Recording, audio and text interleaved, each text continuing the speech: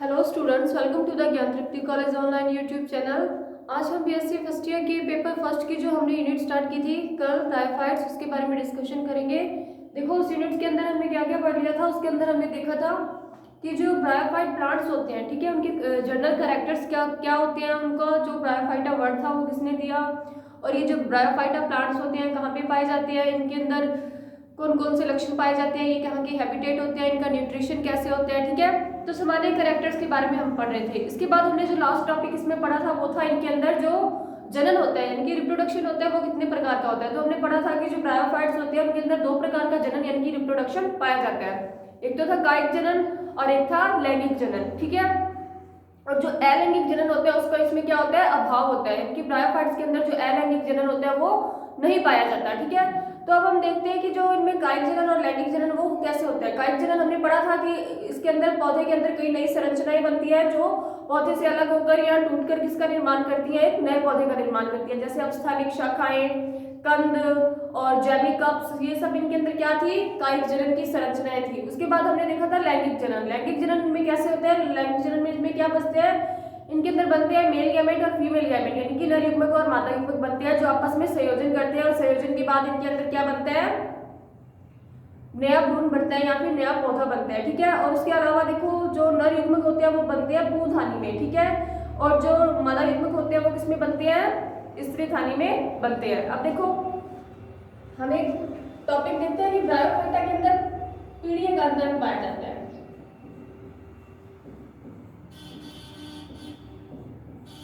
Bryophyta के अंदर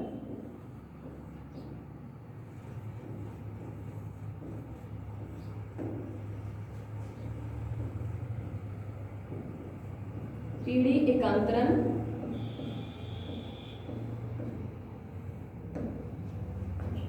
पाया जाता है। क्या होता है पीढ़ी एकांतरण, देखो जैसे हमने टेरिडोफाइट्स पढ़ा था। जब हम टेरिडोफाइट प्लांट्स जो हमारी यूनिट हमने स्टार्ट की हुई है उसके अंदर हमने देखा था कि टेरिडोफाइट्स के अंदर दो अवस्थाएं, दो पीढ़ियां पाई जाती हैं। कौन कौन सी, एक तो होती है युग्मकोद्भिद अवस्था और एक होती है बीजाणुद्भिद अवस्था यानी कि गैमेटोफाइटिक स्टेज और स्पोरोफाइटिक स्टेज, ठीक है। पहले गैमेटोफाइटिक स्टेज आती है, फिर स्पोरोफाइटिक स्टेज आती है, फिर गैमेटोफाइटिक, फिर स्पोरोफाइटिक, यानी कि इससे अल्टरनेट एक दर एक क्या चलते रहते हैं, पीढ़ियों का एकांतरण होता रहता है। यानी कि पहले युग्मकोद्भिद, फिर बीजाणुद्भिद, फिर युग्मकोद्भिद, फिर बीजाणुद्भिद, इस प्रकार जो पादप का एक चक्र होता है वो कंप्लीट हो जाता है। तो इस चीज को क्या बोलते हैं, इसे बोलते हैं पीढ़ी एकांतरण, ठीक है। अब इन पीढ़ी एकांतरण में हम देख लेते हैं, डेफिनेशन लिख लेते हैं नीचे।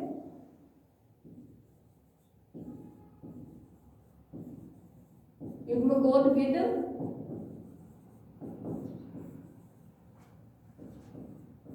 व बीजाणुद्भिद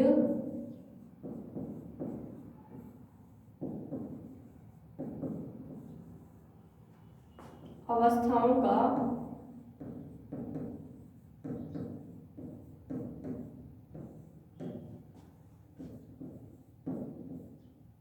आना पीढ़ी एकांतरण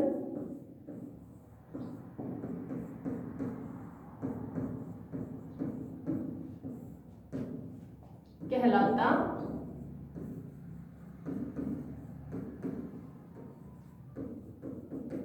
है।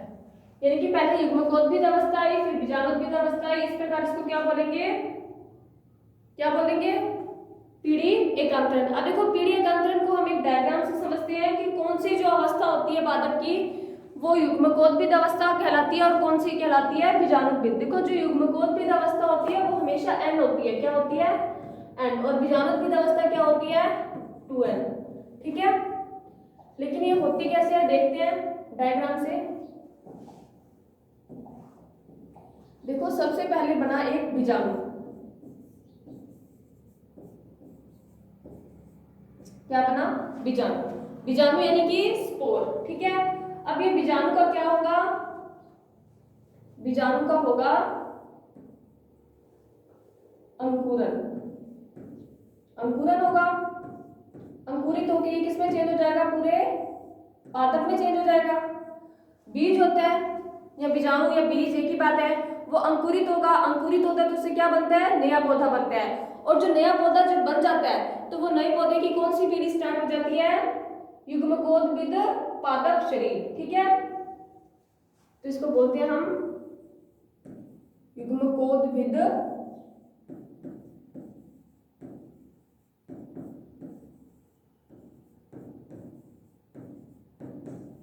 पादप शरीर, यानी कि जो युग्म को बीजाणु था वो अंकुरित होकर किसमें चेंज हो गया, युग्मकोद्भिद में। अब ये दोनों किसमें डिवाइड हो जाएंगे, ये डिवाइड हो जाएंगे पुंधानी और स्त्रीधानी में। देखो जब कोई प्लांट है उसके अंदर दो बनेंगे, मेल गैमेट और फीमेल गैमेट, दोनों किसके अंदर बनेंगे, एक तो इससे बन जाएगी पादप शरीर में पुंधानी,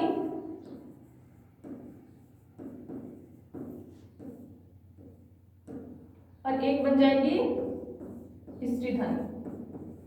ठीक है, बन गए पुंधानी और स्त्रीधानी। अब इनके अंदर क्या बनेंगे, मेल गैमेट और फीमेल गैमेट, पुंगनु और अंड, पुंगनु जिसके अंदर बनेंगे अंड कोशिका, एंथ्रोजॉइड एंड एग सेल्स बोलते हैं इसको, किसमें, इंग्लिश में। उसके बाद देखो अब इनका क्या होगा, अब इनका होगा फर्टिलाइजेशन यानी कि निषेचन।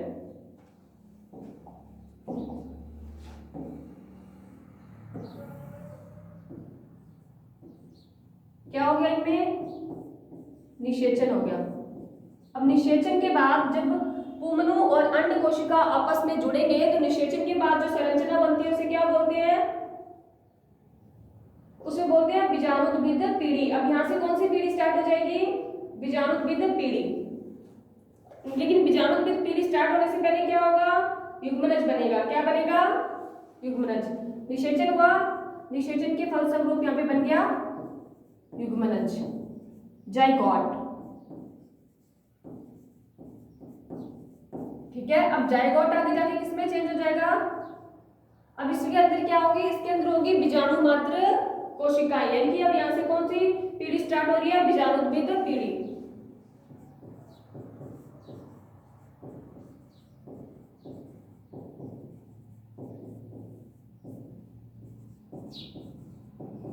ठीक है, और ये बीजाणुद्भिद पीढ़ी स्टार्ट हो गया है, बीजाणु मात्र कोशिकाएं। बीजाणु मात्र कोशिका में क्या होगा, बीजाणु मात्र कोशिका में होगा अर्धसूत्री विभाजन। क्या होगा, अर्धसूत्री विभाजन। और अर्धसूत्री विभाजन होगी किसमें चेंज हो जाएगा, ये बीजाणु में। किसमें चेंज हो जाएगा, बीजाणु में। यहां हो गया अर्धसूत्री विभाजन या मियोसिस। समझ आ गई। तो इस प्रकार कोई भी जो पादप होता है उसके अंदर युग्मकोद्भिद और बीजाणुद्भिद पीढ़ी एक के बाद एक चलती रहती है। पहले युग्मकोद्भिद, फिर आएगी बीजाणुद्भिद, फिर युग्मकोद्भिद, फिर बीजाणुद्भिद। इससे इस टाइप से ये अल्टरनेट एक दूसरे के साथ चलते रहते हैं। इनका साइकिल हमेशा ऐसे चलता रहता है, जिसे क्या बोलते हैं, जिसे बोलते हैं पीढ़ी एकांतरण। क्या बोलते हैं, पीढ़ी एकांतरण। ठीक है, अब इसके अंदर जो ये स्टेज होती है युग्मकोद्भिद वाली, ये होती है एन, और ये जो युग्मनज वाली स्टेज होती है 2n। क्योंकि जब n और n मिलते हैं तो क्या बनता है, 2n मिलता है। तो ये है अगुणित और ये क्या है, द्विगुणित। तो इस प्रकार आपको पीढ़ी एकांतरण समझ में आ गया होगा कि ब्रायोफाइटा के अंदर जो पीढ़ी एकांतरण होता है वो कैसे होता है। सबसे पहले क्या होता है, युग्मकोद्भिद पादप शरीर, यानी कि ये कोई पादप है, पूरा पादप में क्या बनेंगे, पुंधानी और स्त्रीधानी बनेगी। उसके अंदर पुंगनु यानी कि नर युग्मक और अंड यानी कि मादा युग्मक। क्या लिख देते हैं, ये है मादा युग्मक और ये पुंगनु है नर युग्मक। ये मादा युग्मक और नर युग्मक बन गए। अब ये मादा युग्मक और नर युग्मक आपस में क्या करेंगे, निषेचन करेंगे। निषेचन के बाद ये युग्मनज में चेंज हो जाएंगे और जहां से कौन सी पीढ़ी स्टार्ट हो जाएगी, बीजाणुद्भिद पीढ़ी स्टार्ट हो जाएगी। बीजाणुद्भिद पीढ़ी के स्टार्ट होने के बाद कौन सी कोशिका बनेगी, बीजाणु मात्र कोशिका बनेगी। बीजाणु मात्र कोशिका में क्या होगा, अर्धसूत्री विभाजन होगा और अर्धसूत्री विभाजन से क्या बन जाएगा, बीजाणु बन जाएगा। और बीजाणु के बाद वापस से कौन सी पीढ़ी स्टार्ट हो जाएगी, युग्मकोद्भिद पीढ़ी स्टार्ट हो जाएगी। इस प्रकार जो ब्रायोफाइट्स प्लांट होते हैं उनमें पीढ़ी एकांतरण पाया जाता है। ठीक है, उसके बाद हमारा नेक्स्ट टॉपिक क्या है, नेक्स्ट टॉपिक है हमारा ब्रायोफाइटा और शैवाल में समानताएं। जैसे हमने टेरिडोफाइटा की पढ़ी थी, टेरिडोफाइटा की समानताएं पढ़ी थी जिम्नोस्पर्म्स और ब्रायोफाइट्स के साथ, उसी प्रकार से हम ब्रायोफाइट्स की समानताएं पढ़ेंगे किसके साथ, शैवालों के साथ। ठीक है,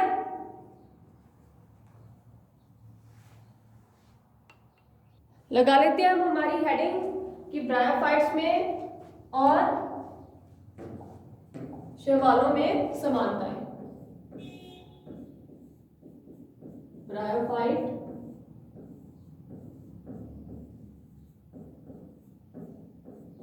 व शैवालों में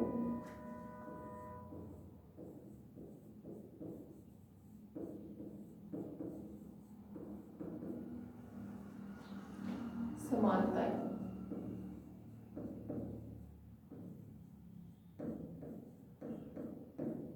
क्या समानताएं होती है इनके अंदर, देखते हैं। देखो सबसे पहले इनकी जो पहली समानता है वो ये है कि जो ब्रायोफाइट और शैवाल होते हैं दोनों का जो पादप शरीर होता है वो थैलासाम या थैलॉइड होता है। लिख लेते हैं, ब्रायोफाइट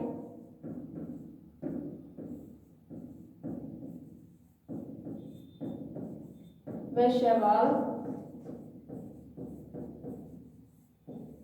दोनों का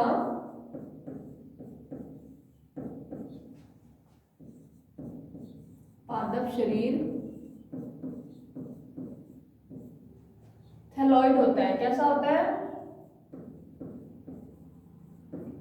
थैलॉइड। थैलॉइड मतलब क्या होता है? कितनी बार बताया? देखो थैलॉइड का मतलब होता है कि इनका शरीर जड़, तना और पत्ती में विभाजित ना होकर एक अविभाजित संरचना के रूप में पाया जाता है, जिसमें जड़, तना, पत्ती स्पष्ट रूप से नहीं दिखाई देते। ऐसे पादप शरीर को क्या बोलते हैं? थैलॉइड। और शैवाल भी थैलॉइड होते हैं और ब्रायोफाइट्स भी क्या होते हैं? थैलॉइड्स होते हैं। नेक्स्ट क्या है इनकी सिमिलरिटी? नेक्स्ट ये है कि इन दोनों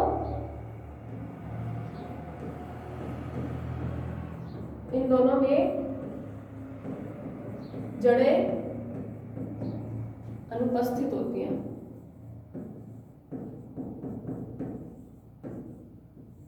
देखो आपने देखे होंगे कि जैसे काई होती है, काई एक प्रकार का शैवाल है। कहाँ पे पाई जाती है काई? काई पाई जाती है ऐसे जल में जो काफी समय से एक जगह पे ठहरा हुआ है, ठीक है। उस जल में क्या आ जाती है? काई आ जाती है। तो काई एक प्रकार का क्या है? काई एक प्रकार का शैवाल है। क्या आपने कभी काई के अंदर जड़ें देखी है कि उसकी जड़ नीचे काफी लंबी जाती है? ऐसा नहीं होता, क्योंकि शैवालों और ब्रायोफाइट्स दोनों के अंदर क्या होती है? जड़ें अनुपस्थित होती है। लेकिन जड़ों के रूप में इनमें क्या पाए जाते हैं? मूलाभास पाए जाते हैं।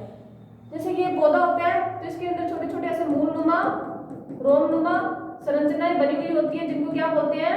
जिनको बोलते हैं मूलाभास। तो इनमें जड़ें उपस्थित होती है और सिर्फ मूलाभास पाई जाती है, ठीक है। नेक्स्ट क्या है इनमें? हरित लवक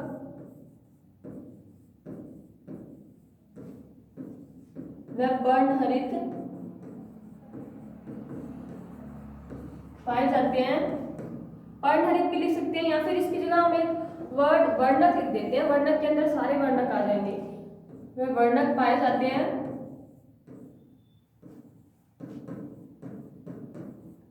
जिस कारण यह स्वपोषी होते हैं। क्या होते हैं? स्वपोषी होते हैं। समझ आया? ठीक है। उसके बाद देखो नेक्स्ट कैरेक्टर, स्वपोषी मतलब ऑटोट्रोपिक, यानी ये खुद का भोजन क्या करेंगे? खुद ही निर्मित करेंगे, शैवाल भी और ब्रायोफाइट्स भी। उसके बाद है इन दोनों के अंदर क्या होता है? संवहन ऊतकों की अनुपस्थिति होती है। संवहन ऊतकों की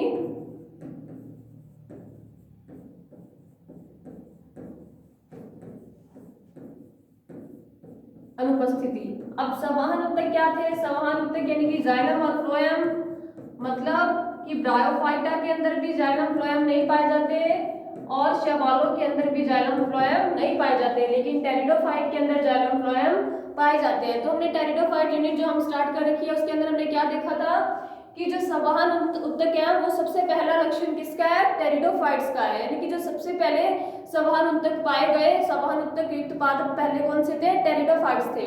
उससे पहले के जो शैवाल और ब्रायोफाइट्स हैं उनके अंदर संवहन ऊतक अनुपस्थित होते हैं, यानी कि उनके अंदर जाइलम फ्लोएम नहीं पाए जाते, ठीक है। उसके बाद नेक्स्ट कैरेक्टर क्या है?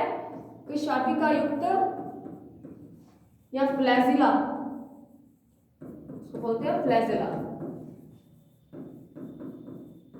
युक्त नर युग्मक। दोनों में पाए जाते हैं। देखो जब मैंने तुम्हें एल्गी वाली यूनिट करवाई थी तो उसके अंदर बताया था ना कि जो नर युग्मक और मादा युग्मक होते हैं, अब जो शैवाल के नर युग्मक होते हैं उनके अंदर क्या पाई जाती है, फ्लैजिला पाई जाती है। जैसे कि ये कोई क्या है, युग्मक है, इसके अंदर इस प्रकार की एक संरचना होगी जिसे क्या बोलते हैं, फ्लैजिला। ये फ्लैजिला क्या काम करती है, ये फ्लैजिला नर युग्मक को गति कराने में सहायक होती है, यानी कि जिनके अंदर फ्लैजिला होगी वो नर युग्मक क्या कर सकते हैं, वो गति कर सकते हैं। तो जो ब्रायोफाइटा के नर युग्मक होते हैं और जो शैवालों के नर युग्मक होते हैं उनके दोनों के अंदर क्या पाई जाती है, कशाभिका पाई जाती है, यानी कि वो दोनों क्या होते हैं, गतिशील होते हैं। ठीक है। नेक्स्ट कैरेक्टर क्या है, नेक्स्ट है कि इन दोनों में संचित भोजन, इन दोनों में संचित भोजन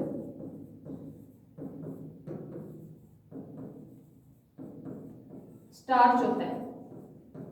क्या होता है, स्टार्च होता है, यानी कि दोनों के अंदर क्या पाया जाता है, स्टार्च पाया जाता है। जो भोजन बनाते हैं ये भोजन को किस रूप में संचयित करते हैं, स्टार्च के रूप में संचयित करते हैं। ठीक है।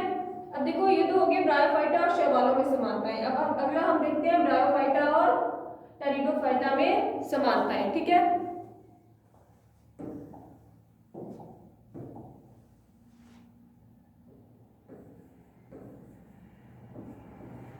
पहले हमने शैवालों के साथ समानताएं पढ़ी, अब ब्रायोफाइटा और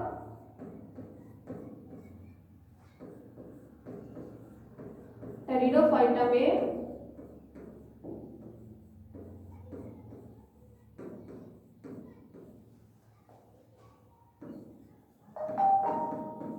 समानताएं कि इन दोनों के अंदर जो सिमिलरिटीज हैं वो क्या है। सबसे पहली सिमिलरिटी है ब्रायोफाइट्स और टेरिडोफाइट्स के अंदर कि यह दोनों स्थलीय होते हैं, यह स्थलीय होते हैं। स्थलीय यानी कि जो ब्रायोफाइट्स और टेरिडोफाइट्स होते हैं दोनों स्थलीय पादप हैं, यानी कि ये स्थल पे पाए जाते हैं। लेकिन उसी के साथ साथ इनकी सिमिलरिटी क्या है कि ये नम और छायादार स्थानों पे पाए जाते हैं, यानी कि जहाँ पे क्या है, जहाँ पे एनवायरनमेंट में नमी की मात्रा ज्यादा है वहाँ पे ब्रायोफाइट्स भी ज्यादा होंगे और टेरिडोफाइट्स भी क्या होंगे, ज्यादा होंगे। उसके बाद है भ्रूण का परिवर्तन, एम्ब्रियो डेवलपमेंट। इसका मतलब क्या है कि ब्रायोफाइटा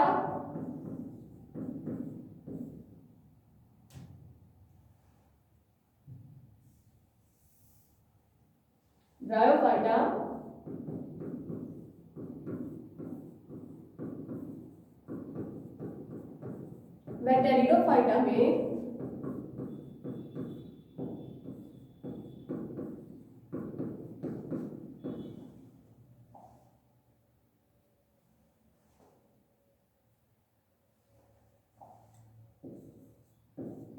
भ्रूण का परिवर्तन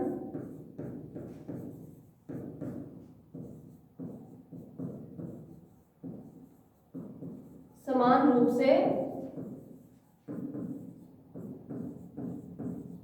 होता है। क्या मतलब है इसका, यानी कि जो ब्रायोफाइट है और टेरिडोफाइट है उनके अंदर जो भ्रूण निर्माण की प्रोसेस है, यानी कि भ्रूण का जो डेवलपमेंट है, विकास है, वो एक जैसा होता है। जैसे ब्रायोफाइट में होगा वैसे भी टेरिडोफाइट में होगा। अब वो कैसे होता है, क्या सिमिलरिटी है, देखो भ्रूण का परिवर्तन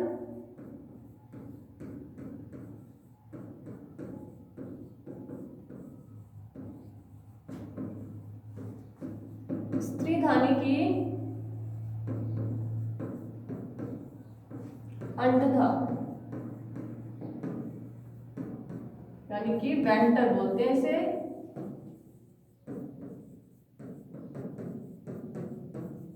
देखो हमने जब आवर्तबीजी पादपों का क्या पढ़ा था, आवर्तबीजी पादप होते हैं उनके अंदर जो मतलब जो एंजियोस्पर्म्स होते हैं, जो सबसे विकसित प्रकार के पादप हैं, उनके अंदर जो क्या होता है, भ्रूण होते हैं, वो कहाँ परिवर्तित होते हैं, वो अंडाशय में बनते हैं। ठीक है। उसी प्रकार जो स्त्रीधानी क्या होती है, जिसके अंदर क्या बनते हैं, स्त्री युग्मक बनते हैं, यानी कि मादा युग्मक यानी कि अंडकोशिका बनती है। तो अंडकोशिका जो जहाँ बनती है स्त्रीधानी में, वहां पर एक पार्ट क्या कहलाता है, अंडदा या वेंट्री कहलाता है। तो जब निषेचन हो जाता है तो निषेचन के बाद जो भ्रूण बनता है वो उसी अंडदा में या वेंट्र में बनता है। नेक्स्ट कैरेक्टर है इनका सिमिलरिटी है जो विषम रूपी पीढ़ी एकांतरण, विषम रूपी पीढ़ी एकांतरण पाया जाता है। अब ये विषम रूपी पीढ़ी एकांतरण क्या है? देखो, विषम रूपी पीढ़ी एकांतरण से मतलब है कि ब्रायोफाइटा के अंदर भी दो पीढ़ियां पाई जाती हैं, युग्मकोद्भिद और बीजाणुद्भिद, और जो टेरिडोफाइट्स है उनके अंदर भी दो पीढ़ियां पाई जाती हैं, युग्मकोद्भिद और बीजाणुद्भिद। ठीक है, ये तो हो गया पीढ़ी एकांतरण। लेकिन विषम रूपी वर्ड का मतलब क्या है कि जो युग्मकोद्भिद अवस्था होती है उसकी संरचना अलग होती है, और जो बीजाणुद्भिद यानी कि स्पोरोफाइटिक अवस्था होती है उसकी जो संरचना होती है वो अलग हो जाती है। ठीक है, उसके बाद नेक्स्ट है इनकी सिमिलरिटी, बहुकोशिक तथा जैकेट से आवृत जननांग, जैकेट युक्त व बहुकोशिक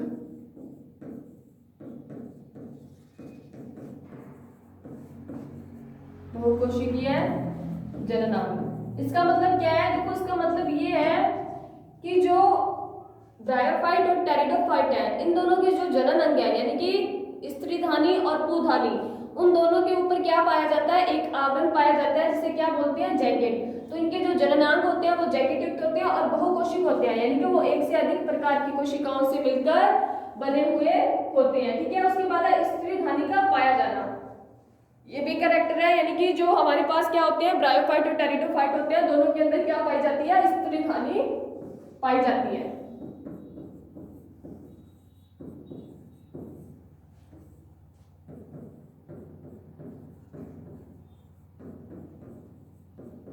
ये भी क्या है? इनकी सिमिलरिटी है।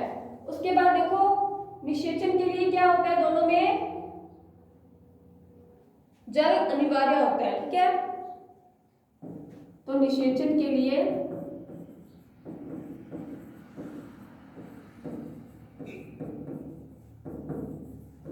जल अनिवार्य। देखो, ब्रायोफाइटा भी जो अपना निषेचन होता है वो कहाँ करते हैं? जल में करते हैं। इनके नर युग्मक और मादा युग्मक का संलयन जल में ही होता है, तो ब्रायोफाइट्स को भी निषेचन के लिए जल आवश्यक है। और टेरिडोफाइट में भी यही होता है कि उनका निषेचन होता है वो जल के अंदर होता है। नर युग्मक मादा युग्मक किसमें मिलते हैं? जल में मिलते हैं और वहां पे निषेचन करते हैं, इसलिए दोनों को निषेचन के लिए जल की आवश्यकता होती है। उसके प्रकार है विषम युग्मक की प्रकार का लैंगिक जनन। लैंगिक जनन दोनों में पाया जाता है, टेरिडोफाइट में भी और ब्रायोफाइट में भी, लेकिन किस प्रकार का होता है? दोनों में विषम युग्मक की प्रकार का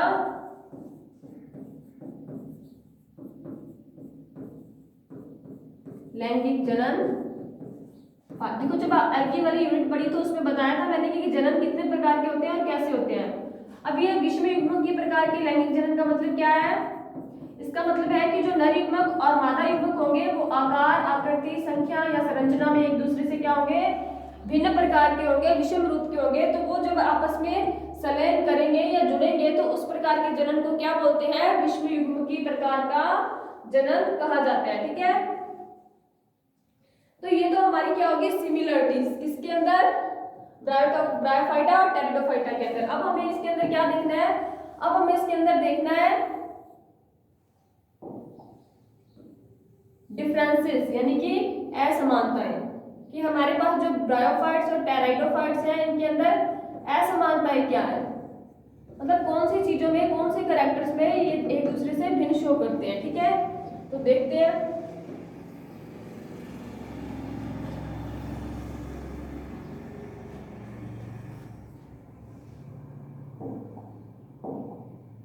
इन दोनों की क्या असमानताएं? देखो, समानताएं हमने काफी सारी देख ली, अब देखते हैं असमानता। देखो, जो टेरिडोफाइट होते हैं, टेरिडोफाइट में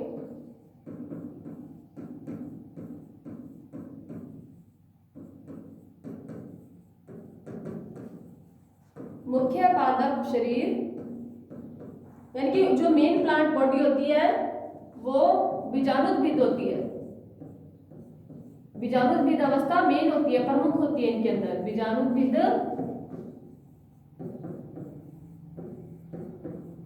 होती है, जबकि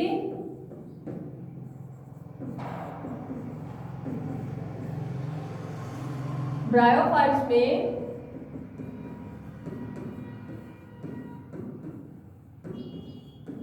ब्रायोफाइट्स में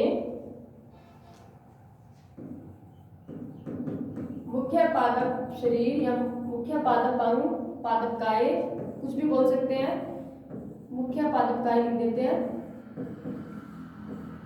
या फिर चलो शरीर ही लिख देते हैं क्योंकि आपको समझने में आसानी हो जाएगी, दोनों एक जैसे हो जाएंगे। मुख्य पादप शरीर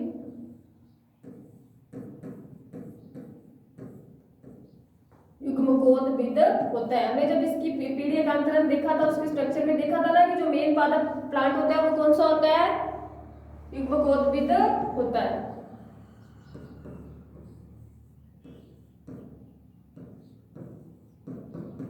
ये तो होगी फर्स्ट डिफरेंस इनके अंदर, ठीक है।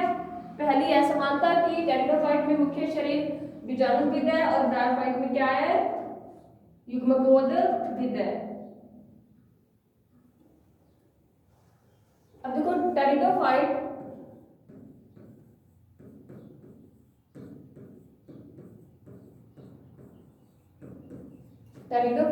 जड़, तना, पत्ती में विभाजित रहते हैं, यानी कि जो टेरिडोफाइट होते हैं ये किसमें विभाजित होते हैं, इनका जो पादप शरीर होता है, प्लांट होता है, उसको हम देख के बता सकते हैं कि इसमें से जड़ कौन सी है, तना कौन सा और पत्ती कौन सी है। लेकिन हमने अभी पढ़ा था ब्रायोफाइट्स होते हैं वो क्या होते हैं, थैलोइड होते हैं। लेकिन ब्रायोफाइट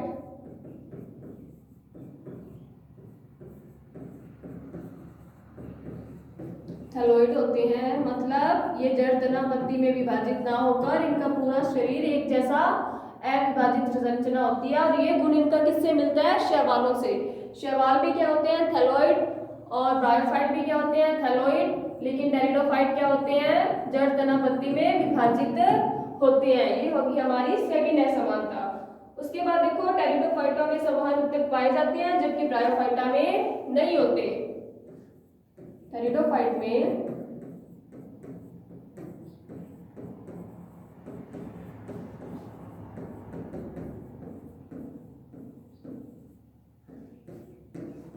संवहन ऊतक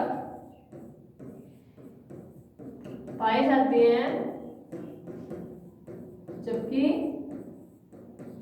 ब्रायोफाइट में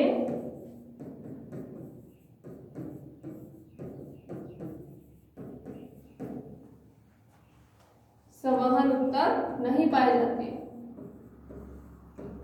देखो हमने पढ़ा था कि जो टेरिडोफाइट होते हैं इनके अंदर ये सबसे पहले पादप है जिनके अंदर संवहन ऊतक पाए गए।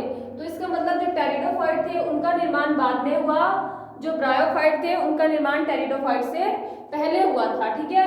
उसके बाद देखो टेरिडोफाइट में संवहन ऊतक पाए जा रहे हैं, मतलब इनके अंदर कैम्बियम पाई जाएगी। कैम्बियम पाई जाएगी तो ये किसके रूप में पाए जाएंगे, जीवाश्म के रूप में पाए जाएंगे।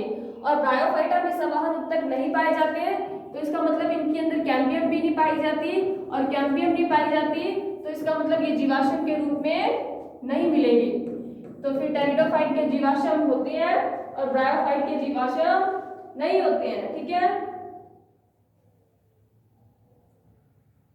उसके बाद नेक्स्ट है, देखो नेक्स्ट डिफरेंस है इनके अंदर कि जो टेरिडोफाइट होते हैं वो समबीजाण्विक और विषमबीजाण्विक दोनों होते हैं। टेरिडोफाइट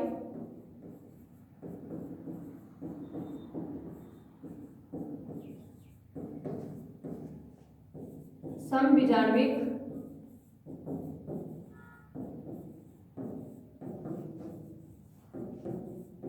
व विषमबीजाण्विक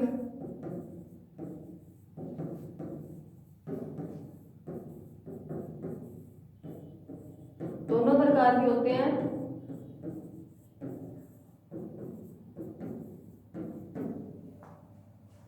और जो ब्रायोफाइट होते हैं वो क्या होते हैं, वो सिर्फ समबीजाण्विक होते हैं।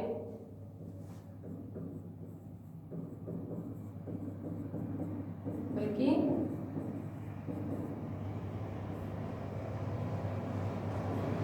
ब्रायोफाइट्स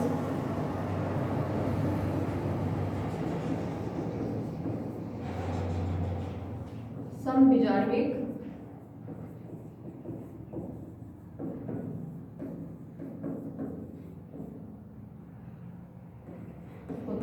यानी कि टेरिडोफाइट के अंदर जो बीजाणु बनेंगे वो अलग अलग प्रकार के भी होंगे और एक प्रकार के भी होंगे। अलग अलग प्रजातियों में कुछ में समबीजाणुक होंगे और कुछ में क्या होंगे, विषमबीजाणुक होंगे। लेकिन जो टेरिडोफाइट क्या है, वो टेरिडोफाइट के सभी पादपों में जो बीजाणु बनते हैं वो क्या होते हैं, समबीजाणुक होंगे, यानी कि वो आकार आकृति संख्या में एक जैसे होंगे। ठीक है, ये तो हो गया हमारे क्या ब्रायोफाइट्स और टेरिडोफाइट्स में मेन डिफरेंसेस। ठीक है, अब इसके बाद हम नेक्स्ट लेक्चर में देखेंगे कि ब्रायोफाइटा का क्लासिफिकेशन, यानी कि ब्रायोफाइटा को कितने स्टेज में, कितने ऑर्डर्स में, कितने क्लास में, कितने फाइलम में बांटा गया है, वो हम पढ़ेंगे कल की क्लास में। तो आज के लिए इतना अनफ है।